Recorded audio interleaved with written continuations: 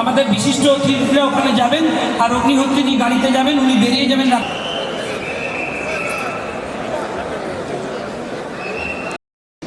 এবং বিবেক অগ্নিহোত্রী দুজনেই আমার পুরনো বন্ধু, অনেক আমার ব্যক্তিগত রিকোয়েস্টেই এসছেন, তার জন্যে আমি পুরোপুরি কৃতজ্ঞ তাদের কাছে। আপনারা কলকাতায়ও আমি শুনলাম, অ্যান্ড আমাকে অনুপমজি বলল তুমি যদি বাংলায় বলো তাহলে আমরা বুঝবো কী করে। তো আমি বলেছিলাম যে আমি ঠিক আছে, আমি একটু আধটু ইংরেজি বলবো, কেন হিন্দিটা বললে সেটার হয়তো হিন্দিতেই আবার অনুবাদ করতে হবে। मेरे माता पिता कश्मीर से 1953 में शिफ्ट हो गए।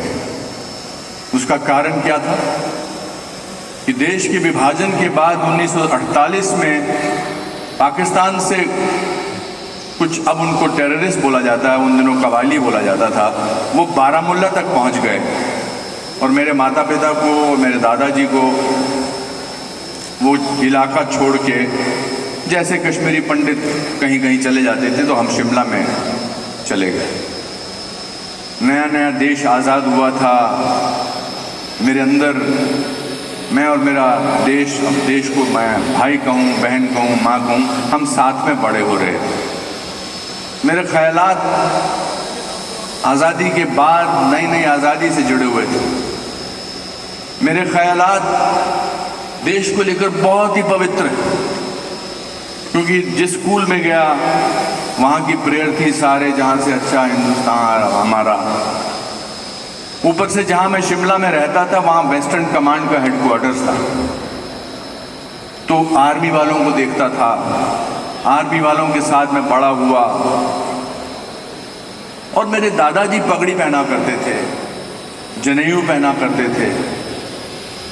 जो रामदेव बाबा अब करते हैं वो मेरे दादाजी तब करते थे। वो पेट घुमाते थे, सर के बल खड़े हो जाते थे, योगा के आचार्य थे, ऑनेस्ट थे, एक सिविल इंजीनियर थे।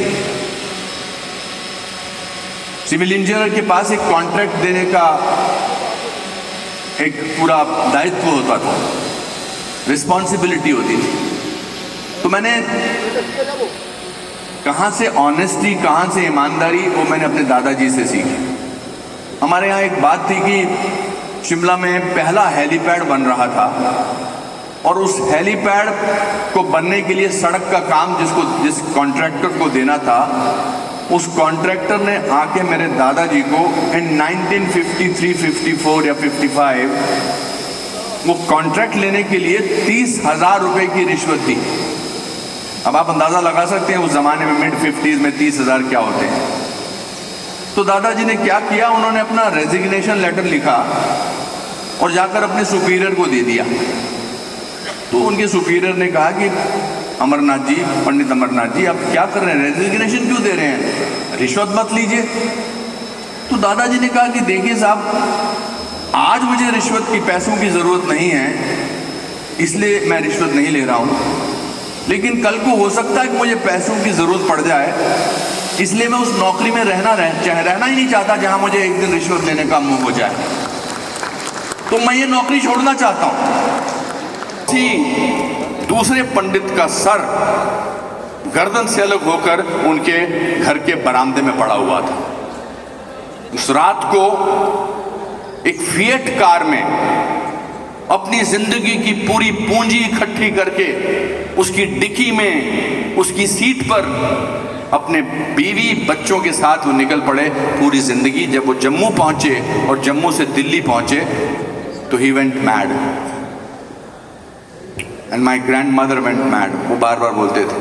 वो जो कश्मीरी गाना जो मैंने एक विवेक जी आपकी फिल्म में गाया है, शीना प्यातो प्यातो पाया एतो शीना प्यातो प्यातो, मतलब बारिश, ये बर्फ तो कब गिर रही है, पड़ती रहे।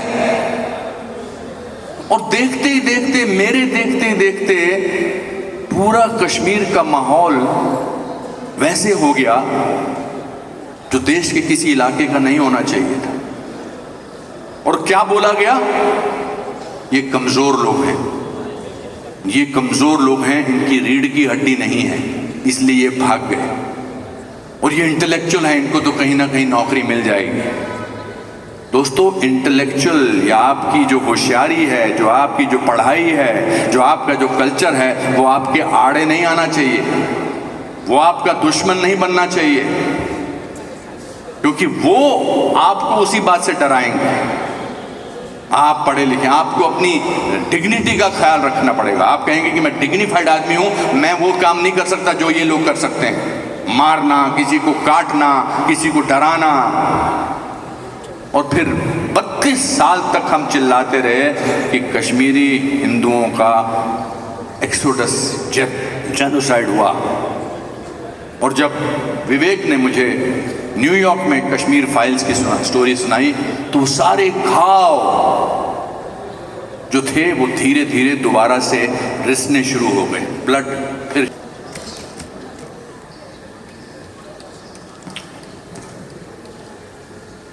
जो टेंट के बाहर है वो कैंप लगे हुए हैं, और वो कश्मीरी पुष्कर नाथ टेंट के बाहर आता है, क्योंकि खाने को कुछ है नहीं, और वो बिस्कुट का टेस्ट करता है कि बिस्कुट में भूख लगी है, और फिर वो अपने आप को मारता है और चला जाता है। उस सीन को करने के बाद मैं अपनी एयर कंडीशन गाड़ी में बैठ गया, मैंने अपने 5 स्टार होटल में जाकर नहाया, सूप पी और सोने की कोशिश की।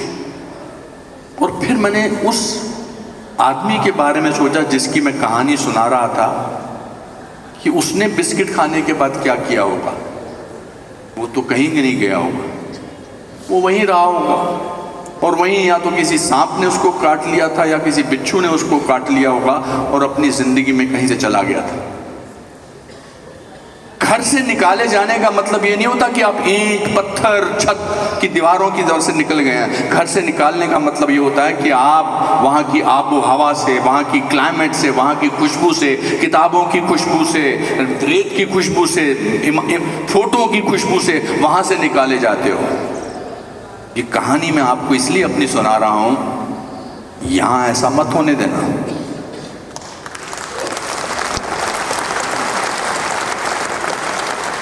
यहाँ अपनी पढ़ाई, अपने कल्चर को याद रखना ज़रूरी, लेकिन हिम्मत भी दिखाना बहुत ज़रूरी है, बहुत ज़रूरी है हिम्मत दिखाना।